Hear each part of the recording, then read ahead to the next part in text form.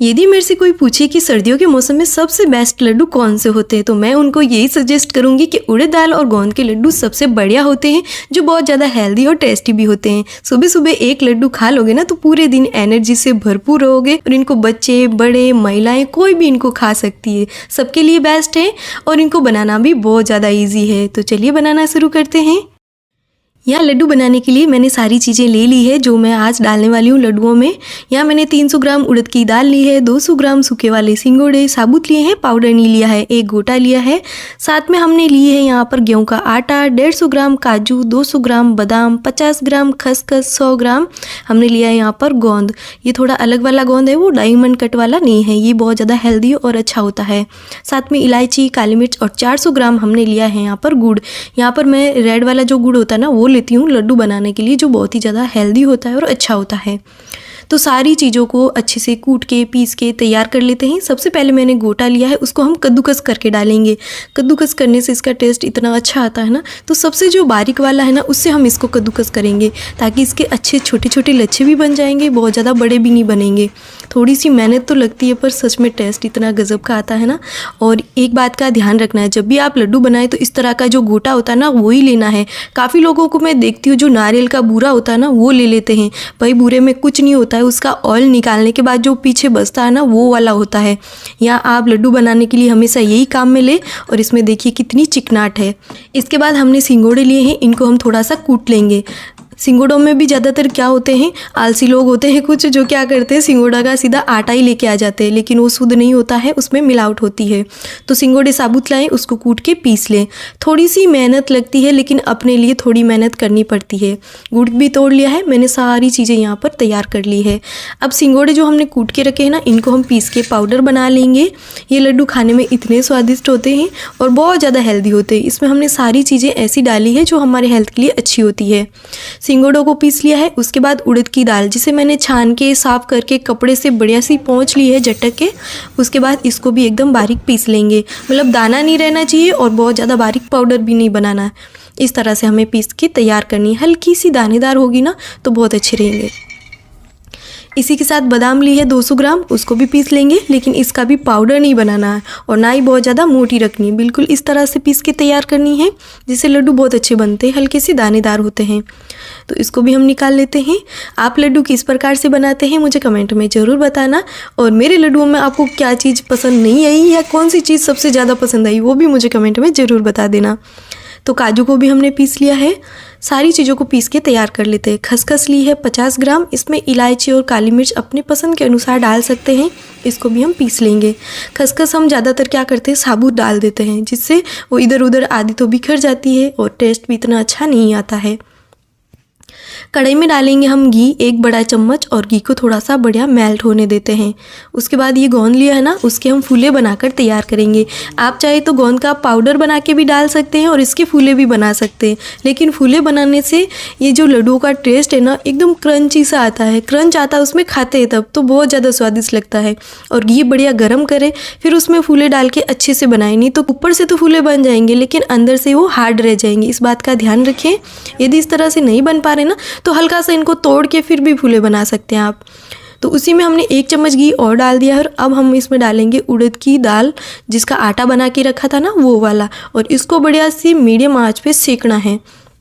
ये कच्चा नहीं रहना चाहिए। ये जब बढ़िया सीखेगा ना तभी इसका टेस्ट अच्छा आएगा। तो लगातार चलाते हुए इसे बादामी कलर होने तक सेकना है। तो देखिए कितना बढ़िया कलर आ गया ना। उसके बाद हम डालेंगे इसमें गेहूं का आटा। तो गेहूं का आटा मैंने 200 ग्राम लिया है, आप कम ज़्यादा कर सकते हैं। वैसे थोड़ा ज़्यादा डालेंगे ना तो भी कोई नुकसान नहीं है, गेहूं का आटा भी अच्छा ही रहता है। इसमें सारे जो फ्लेवर होते हैं ना उनको बैलेंस करने के लिए डाला जाता है गेहूं का आटा। तो उसको भी डाल के बढ़िया सा सेक लेते हैं थोड़ा। और ये सारी चीज़ें सीख जाए ना तब हम इसको बाहर निकाल लेंगे, क्योंकि कढ़ाई की साइज़ है ना थोड़ी सी छोटी है तो सारी चीज़ें एक साथ नहीं आएगी। यदि आपके पास बड़ी कढ़ाई है ना तो इसमें ही सारी चीज़ें बाकी की भी डाल के मिक्स करके 2 मिनट और चला सकते हैं। और जो फूले बनाए ना उसको हम इस तरह से तोड़ लेंगे, पीसेंगे नहीं तोड़ लेंगे, जिससे हल्का सा क्रंच आएगा और बहुत ही ज़्यादा बढ़िया लगेंगे। और आप चाहे तो इसका पाउडर बना के भी डाल सकते हैं, मैंने बताया आपको। अब इसी के अंदर ये हम मिश्रण जो दाल सेक के रखी थे ना वो डाल देंगे और बाकी की चीज़ें हैं ना वो भी इसमें डाल के सेक लेंगे। तो 1 चम्मच घी इसमें और डाल देंगे और इसमें डालेंगे हम सिंगोड़े का आटा। इसको हल्का सा सेकना है। अब जो सारी चीज़ें पीछे बची है ना, उनका हमें कलर चेंज नहीं करना है, बस हल्का सा सीख जाए जिससे इसकी नमी निकल जाए और थोड़ा सा अच्छा टेस्ट आ जाए। तो थोड़ा सा सिंगोड़े का आटा सीख जाए ना, उसके बाद हम इसमें ये पीसी हुई बादाम, पिसे हुए काजू, साथ में ये पीसी हुई खसखस डाल देते हैं सारी चीज़ें। और ये जो नारियल हमने कद्दूकस करके रखा था ना, जिसे हमारी भाषा में गोटा बोलते हैं, साबुत गोटा, हमेशा आप यही काम में लिया करें लड्डुओं में। दूसरा वो वाला बूरा कभी काम में मत लेना, उसके कोई फ़ायदे नहीं है। वो तो ज़्यादातर हम सब्जी वगैरह में ग्रेवी को थिक करने के लिए और डालते हैं। तो सारी चीज़ों को बढ़िया सा मिला लेते हैं, अच्छे से मिक्स कर लेते हैं। 2 से 3 मिनट मीडियम आंच पे सारी चीज़ों को पका लेते हैं। अच्छे से सारी चीज़ें थोड़ी सी ऐसे नमी निकल गई है, अच्छे से सेट हो गई है, तो बस बाहर निकाल लेते हैं उनको। सारी चीज़ों को परात में एक साथ ही निकाल लेंगे और ये लड्डू फटाफट भी बन जाते हैं और बहुत ज़्यादा हेल्दी होते हैं। और बच्चों के लिए आप बना रहे हैं ना, तो इसमें आप थोड़ा सा चाहे तो मूंग की जो दाल होती है ना, उसका आटा बना के भी डाल सकते हैं थोड़ा सा, वैसे ये भी बहुत अच्छा रहता है। और इसको बनाएंगे हम गुड़ में, आप चीनी में भी बना सकते हैं। तो 1 चम्मच हमने ले लिया है घी और उसमें ये गुड़ डाल देंगे। 400 ग्राम गुड़ लिया है मैंने, इससे फटाफट मेल्ट करना है हमें। चम्मच को इस तरह से उल्टा चलाएंगे ना, तो गुड़ फटाफट टूट जाएगा। या फिर आप पहले ही गुड़ को थोड़ा और बारीक तोड़ ले, ताकि आपको यहाँ पर कम चलाना पड़े, क्योंकि आपने यहाँ पर ज़्यादा चला दिया ना तो गुड़ हार्ड हो जाएगा और फिर लड्डू भी सॉफ्ट नहीं बनेंगे, हार्ड हो जाएंगे। हार्ड लड्डू अच्छे नहीं लगते हैं। छोटी छोटी बातों का ही ध्यान रख के हम कोई भी चीज़ बनाते हैं तो एकदम परफेक्ट बनती है। और मैं हमेशा आपको मेरी हर रेसिपी अच्छे से सिखाने की कोशिश करती हूँ, समझाने की कोशिश करती हूँ कि आप अच्छे से बनाएं तो आपकी हर चीज़ परफेक्ट बनेगी, कोई गलती नहीं होगी। तो गुड़ डाल के सारी चीज़ों को बढ़िया सा मिला लिया है। अब मैंने यहाँ पर 2 से 3 टिपरी घी इसमें और डाल दिया है। मुझे लगा था कि यहाँ पर घी कम है, आपको लगे कि घी बराबर है तो आप मत डालना। पहले आप मिश्रण को अच्छे से मिला लें, उसमें देख ले लड्डू बना के अच्छे से लड्डू बन रहा है। वैसे हम गुड़ डालते हैं ना तो हमें घी की ज़रूरत कम पड़ती है, और यदि हम चीनी डालते हैं ना तो हमें घी की ज़रूरत ज़्यादा पड़ती है।